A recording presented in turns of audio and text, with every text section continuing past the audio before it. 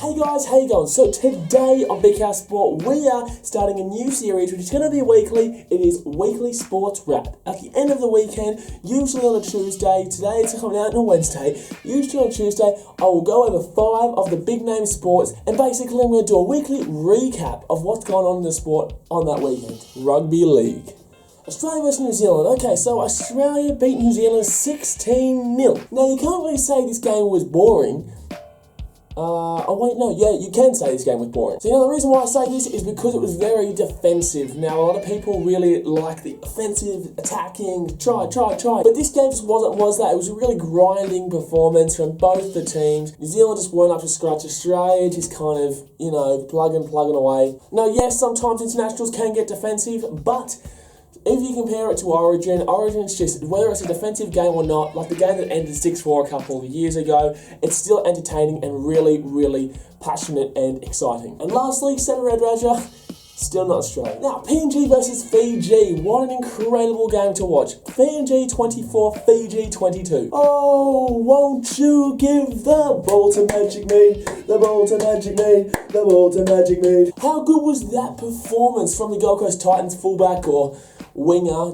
Yeah. Though it was helped along by Fiji doing a 63% completion rate. This, on the other hand, with David Mee for PNG, Fiji, Edawate Ngioniwazawa, he had a cracking game. Try repeating that name 3 times. He only exploded onto the scene with a hat-trick, 3 tries. Do Fiji even need Samoa Radradra? Now, Tonga Samoa. Samoa won this game 18-6. Now, one of the key reasons that Tonga didn't perform as expected was due to the injury of Samisoni Langi. Now, he went down with a bit of a knee injury and couldn't come back on for the rest of the game. But I think that everyone's talking about the war dances. How good were the war dances from Samoa and Tonga? It just brings that passion into the game. No wonder Australia's trying to bring in an indigenous war dance to the 2017 World Cup.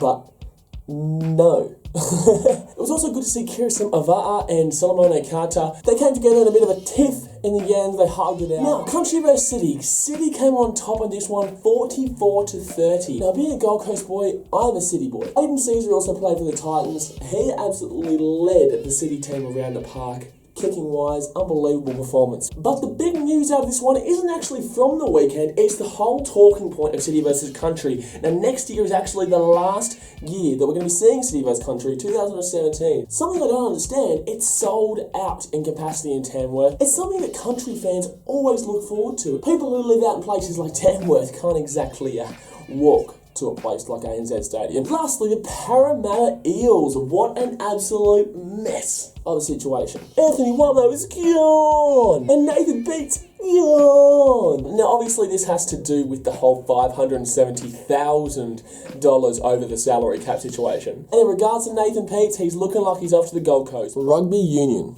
Crusaders came on top 38-5 over the Reds. Brumbies 23-6 over the Bulls. The Western Force came out 40-22 winners over the Sunwolves. Highlanders 26, Chiefs 13. Waratahs 21, Cheetahs 6. Sharks 32, Hurricanes 15. Blues 34, Southern Kings 18. Australian Rugby Union has come out and said that they have a 5-year plan to expand the sport. Now, they aim to focus on 4 different strategies. Make rugby a game for all, ignite Australia's passion for the game, build sustainable success in the professional game, and create excellence in how the game is run. So basically they're focusing on, everything that a sport generally focuses on. Now, the Crusaders, if I was to put any money on anyone to win the Super Rugby at the moment, it would definitely be the Crusaders. They are on top of the New Zealand group, plus the Australasian group. They are equal top competition boys in the entire league, equal with the Chiefs. Just quickly, I'm going to the Chiefs vs Crusaders match in Fiji in July, so do go and subscribe if you don't want to miss that vlog. Shameless self-plug. Now, the 5th place team in the 5-team group is the Blues, in the New Zealand division, that is. Now, the Blues, being 5th in their division, are equal points with the Waratahs and the Brumbies, who are on top of the Australian Conference. Being Australian, maybe we should be a bit worried. Basketball. Raptors 2, Heat 2 in the series. Warriors 3, Trailblazers 1. Thunder 2, Spurs 2. And the Cavaliers have gone up 4-0 in the series and have already made Atlanta going home early. Now it's official. Dwayne Wade has come out and he has officially beaten Magic Johnson into 13th on the all-time playoff scoring points. However, Dwayne Wade, in a negative note, has actually been 3, 2, 1. However, on a negative note for the basketballer, Dwayne Wade has actually gone into a bit of controversy. Now, in match 4 of the series between the Raptors and the Heat, Dwayne Wade was actually still shooting hoops whilst "Oh Canada" was being sung. Oh Canada. And then, funnily enough, he comes straight back in to join in for the USA anthem being sung. Though he has come out and said it was a mistake, the timing was wrong, all that type of stuff with the clock. Look, mate, you can't really hide from this one. Moving on to Kevin Durant. Unbelievable performance from him the other day. He is one of, if not the key reason why Oklahoma City Thunder beat the Spurs to go 2-2 in the series. Why, you ask? Oh, maybe only because he scored 41 points against the Spurs. Now, I think we all know who's coming up next. Steph Curry.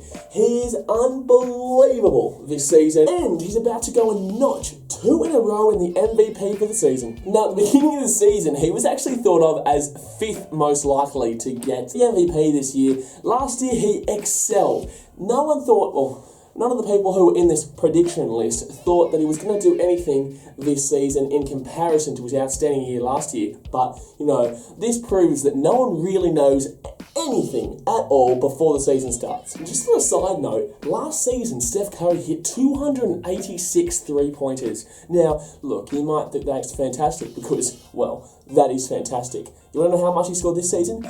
402.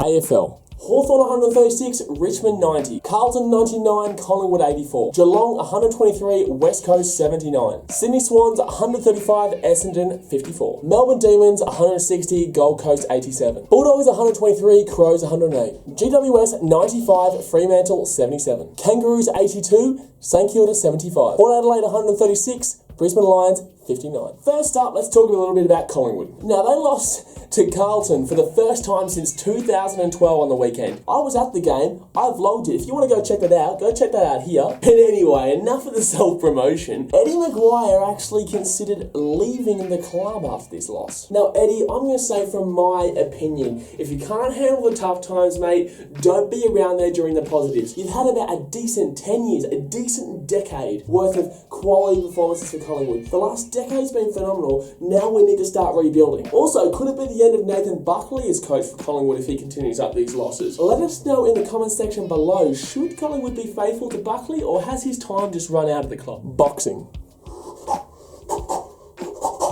There's only really one talking point about this one, and that's Canelo Alvarez versus Amir Khan. Most of you may have heard this already, but Amir Khan just got knocked out. That was an insane knockout from Alvarez. The rest didn't even bother counting him out. It was that stone cold. Football. Manchester United 1, Norwich 0. Sunderland 3, Chelsea 2. Bournemouth 1, West Brom 1. Aston Villa 0, Newcastle 0. Swansea 4, West Ham 1. Leicester City 3, Everton 1. Southampton 2, Tottenham 1. Liverpool 2, Watford 0. Manchester City 2, Arsenal 2. Just before we move across to the Premier League, let's just talk about a bit of Australian action at the moment. Mitch Nichols, playing for the Western Sydney Wanderers in the semi-final, has been fined $1,000 for his indecent gesture directed at his former club, the Brisbane Roar fans. In other news, Optus has completely destroyed football growth within Australia because of their new rights to the Premier League. Now, Mitch, if you're watching this is about the time to go